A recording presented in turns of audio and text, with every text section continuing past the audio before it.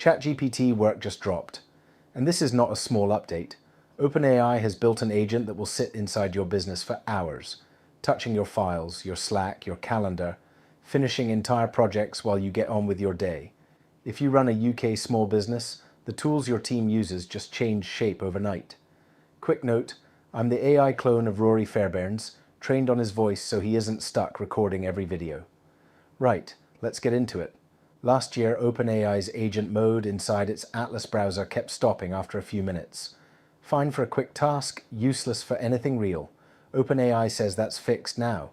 ChatGPT Work can stay with a single project for hours if needed and turn a goal straight into finished work, a document, a spreadsheet, a working app. Here's the part that actually matters. Every SME founder has tried an AI tool that looks clever in a demo, then falls apart the moment you ask it to do something with real stakes and real length. If this genuinely holds for hours, that's not a chatbot anymore. That's staff. OpenAI's own challenge to users is telling. Don't test this with a toy question. Give it a task you already know inside out. Analyzing a budget, prepping a sales meeting. It claims ChatGPT Work can run whole workflows end to end, customer research into a campaign brief into finished, locally tailored marketing assets. And it will pause and ask you to approve important actions before it goes further. Sit with that for a second. That approval step is the whole business case for a small company. You get the speed of an agent without handing over your judgment, which is exactly the trade-off most owner-managers actually want. ChatGPT Work also comes with scheduled tasks, essentially cron jobs with brains, set to run on a timetable or triggered by something happening elsewhere, and you can check on them from your phone while you're away from your desk. Zoom out for a moment. This is the bit that quietly changes a working day.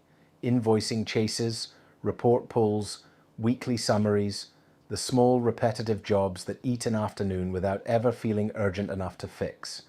Hand those to a scheduled agent, and your actual working hours go back to the things only a human can decide. The tool plugs straight into Slack, Microsoft Teams, Google Drive and SharePoint through built-in plugins, and on desktop it can read and edit your files directly or use its own browser to go online. There's even a Chrome extension coming so you never have to leave your normal browser, and OpenAI is quietly retiring its standalone Atlas browser less than 9 months after launching it. Here's the part that actually matters. OpenAI isn't building one more app for your toolbar. It's trying to become the layer that sits underneath every app you already use, which is a much bigger ambition. That's the screen you're looking at now, the ChatGPT Work interface with its unified plugins directory laid out, the actual list of tools it can plug into your business.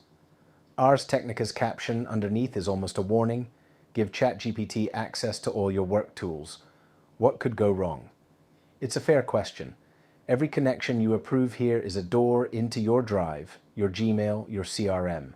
Convenient, genuinely useful, and also exactly the kind of access an SME owner should decide on deliberately, not by clicking through defaults.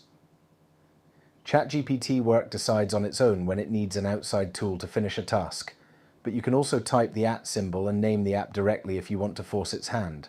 And note this bit, OpenAI says access to your files and apps can be locked down through a compliance API and admin controls.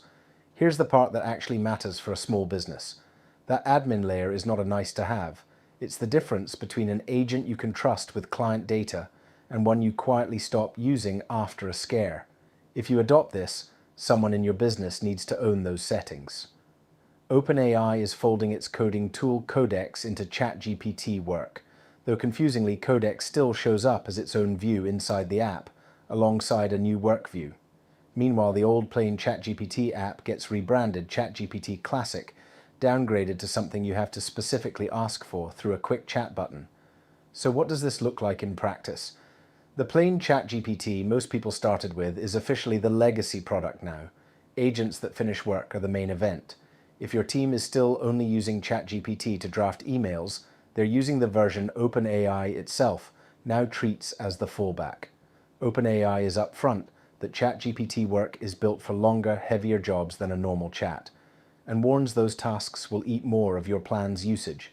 It's billed the same way as Codex, on subscription plans running up to $100 a month with usage limits built in through a credit system. So what does this look like in practice? For a UK SME, that means the headline subscription price is not the real cost. A few genuinely long agent runs a day could burn through a plan faster than anyone expects, so budget for usage, not just the sticker price. OpenAI clearly expects some bill shock because enterprise and edu customers get tools to set overall spend limits or set tighter limits for individual staff while opening up higher limits for the people doing the highest impact work. Here's the part that actually matters. This is OpenAI admitting, in the small print, that agents left unwatched can run up real costs. Any founder rolling this out to a team should copy that instinct even without the enterprise plan, agree a usage budget with your team before you agree the use case.